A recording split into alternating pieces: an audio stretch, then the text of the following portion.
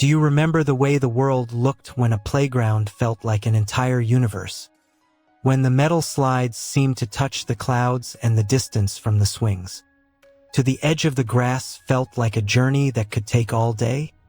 It's a quiet question, but if you stop and really think about it, you might find that those spaces don't feel the same anymore. And that realization carries a specific kind of weight that many of us feel, but rarely find the words to describe. Welcome to this space, where we can just sit with that feeling for a while, knowing it is something so many of us share, a natural part of the human experience that doesn't need to be fixed or analyzed, but simply acknowledged.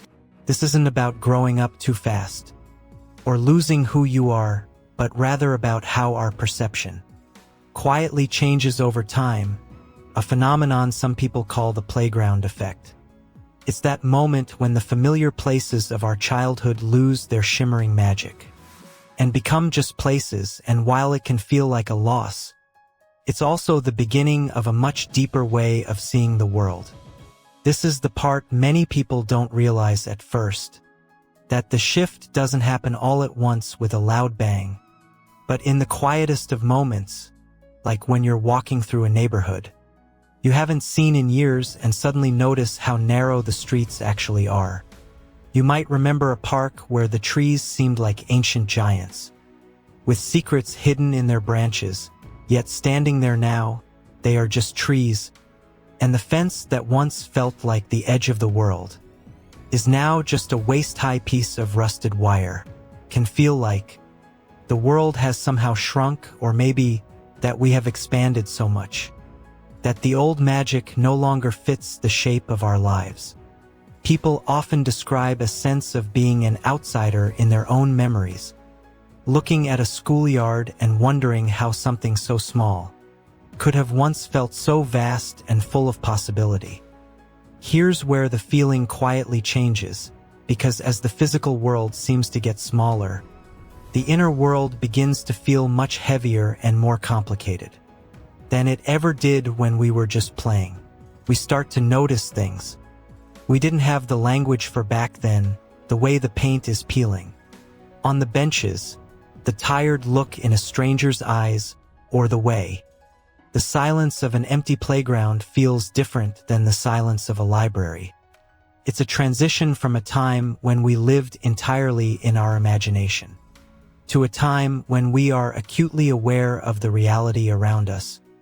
And that awareness is what we often mistake for the loss of joy. Many people find that the games they used to play, games that felt as serious as life and death, eventually turned into something else. Perhaps a performance where we started to wonder how we looked to others, or if we were doing it right. It's commonly felt that this is the point, where play becomes effort, where we stop simply being and start observing ourselves being. And that shift in perspective is a hallmark of the playground effect. It isn't a tragedy, though it can feel bittersweet. It is more like a doorway that stays open behind us even as we walk further away from it. You might find yourself thinking about the first time you realized that your parents or the adults in your life didn't have all the answers, or the moment you understood that every action has a consequence that ripples out into the world. These realizations aren't damage. They are simply the unfolding of a larger map, one that includes not just the playground but the city, the country, and the complicated web of human connection. This is the part many people don't realize until much later, that the loss we feel is actually the space being made for empathy. When the world was small and magical, it was mostly about us and our immediate wonder, but as that magic fades into awareness, we begin to see the world as it is for everyone else too. We start to see the beauty in the mundane, the quiet dignity of a person working a long shift, or the way the light hits a brick wall in the late afternoon. Some notice that while they no longer feel the lightning bolt excitement of a new toy or a snow day, they feel a much steadier, more resonant sense of peace when they connect deeply with another person. It's a shift from the bright, primary colors of childhood to a palette that has more shadows, yes, but also far more depth and richness. People often describe the playground effect as the moment the background noise of the world finally becomes audible, the responsibilities, the comparisons, and the quiet weight of knowing that time is moving forward can feel like walking out of a brightly lit room into the cool air of the evening.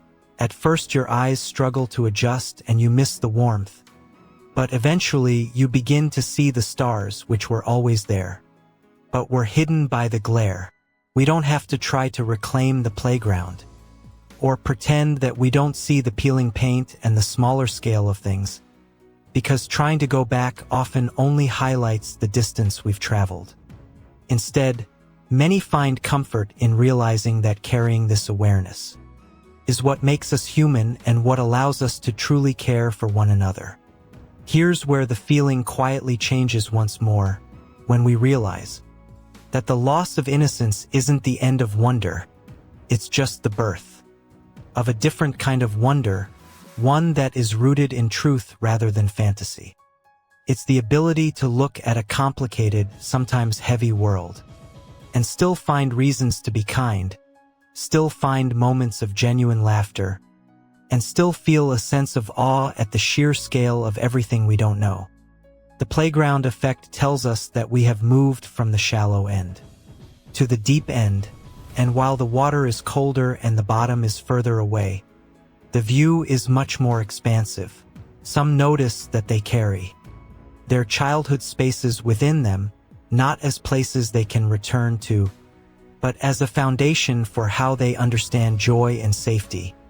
You might find that the feeling of the wind on your face today reminds you of the swings, even if you're just standing at a bus stop, and in that moment the two worlds touch for a second.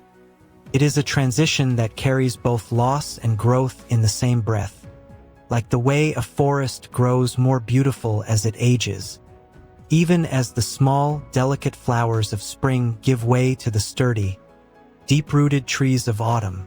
This is the part many people find most grounding. The realization that we are not broken because we grew up, and we are not less creative because we see the world more clearly.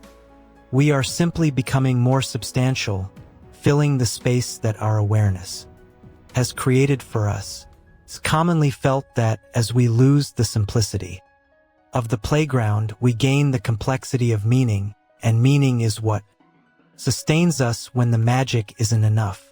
We start to value the quiet conversations over the loud games, the shared understanding over the solitary dream, and the slow build of a life well lived over the sudden bursts of childhood energy.